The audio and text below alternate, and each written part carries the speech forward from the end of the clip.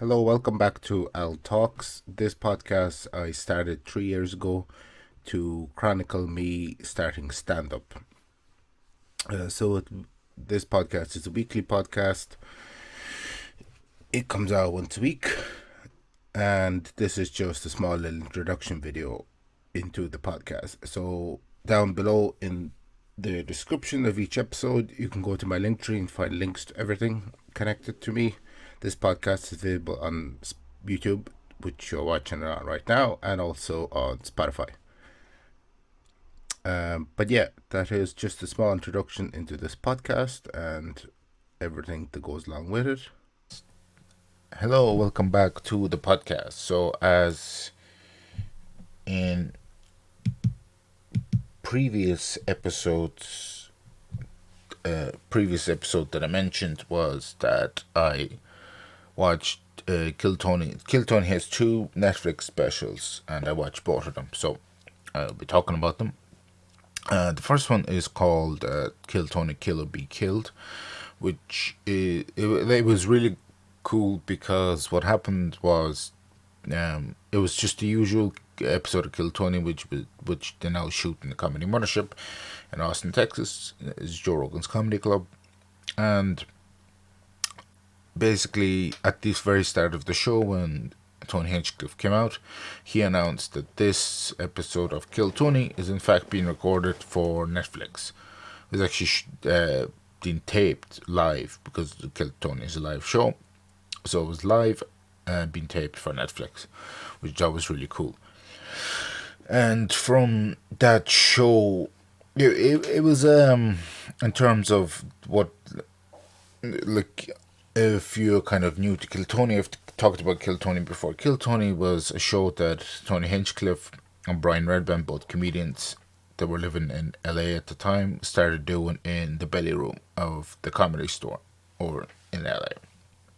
So the concept is comedians sign up, their name gets thrown to a bucket. When they get pulled out, they go on stage and they have 1 minute uninterrupted to perform stand-up comedy to kind of win over the audience.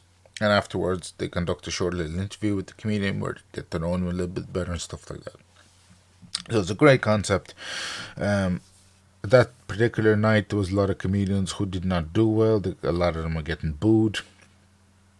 But in one particular, there was a comedian called Serena Thiel.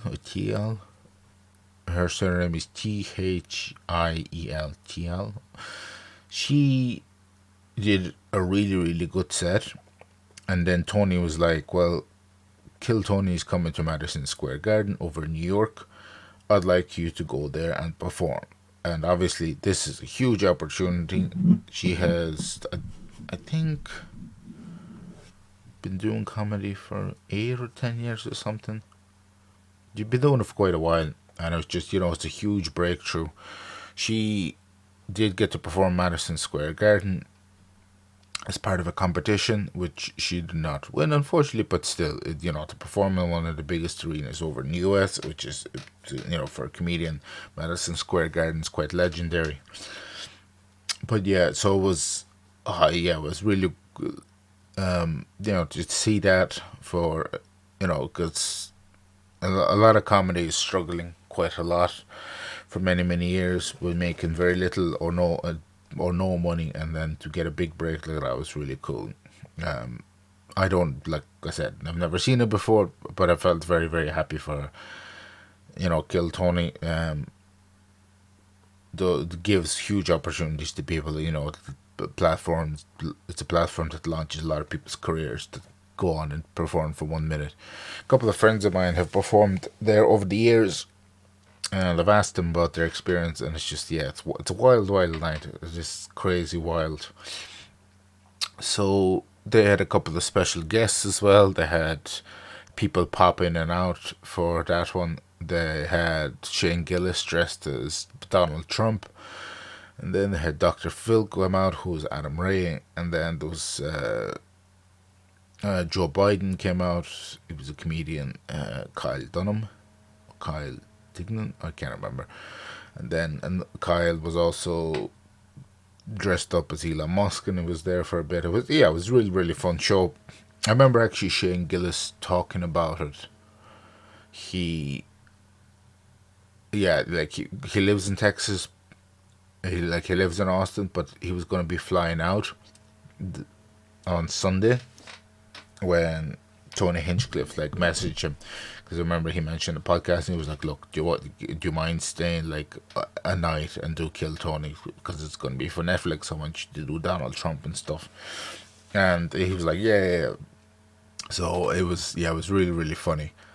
It's on Netflix, like I said. Kill Tony, Kill or Be Killed. Really enjoyable. There was, like I said, there was a couple of people that didn't do great. They bombed, but um, you know, that's kind of part of Kildoni essentially. And then the Madison Square Garden episode, like I said, Serena was there to perform as part of part of a competition between her and three other comedians. She did not win, unfortunately. The every time they do Madison Square Garden, Kiltony brings out the Legends buckets, which is, the greatest, some of the greatest comedians ever. And one set that particularly, time is okay, that's fine. Particularly sparked my imagination. Not imagine it was Dave Attell came on stage. He did like, I think it was like a 5 or 6 minute performance, and it was just absolutely hilarious. It shows time and time again why like Dave Attell is one of the best comedians literally in the world right now. And like, even I remember hearing Mark Normand went to meet Dave Chappelle, and he was saying that Chappelle was like, went to see David Tell perform, and he's like, "That is one funny motherfucker," and he was like, coming from Dave Chappelle, which is, it's a huge compliment because he's also one of the best comedians in the world right now. So it was really really interesting. Like his David Tell set at Madison Square Garden is just completely, he's a New York native, and it's just completely tore the place apart. A lot of people were booing. The Kill Tony shows in New York tend to get a lot of boos. So at the very start, Tony said, when comedians are performing for 1 minute, it is uninterrupted. Please hold your boos until the end. But people didn't listen. They said the New York crowds tend to be very rowdy, and it can add a bit of element of fun. But it's like it's like you would be nervous on do a stage, Madison Square Garden. I think its capacity is about 20,000 people, give or take, depending how it's set up. I think it's kind of in around the same capacity as the Tree Arena here in Dublin. Because I remember talking to essentially the general manager for the entire building, who he doesn't work there anymore, but he worked there for like 14 years, and he said some nights, well, not some nights, a lot of nights they would have made more money in the Tree Arena in the Madison Square Garden, which I thought was a pretty huge achievement. But yeah, so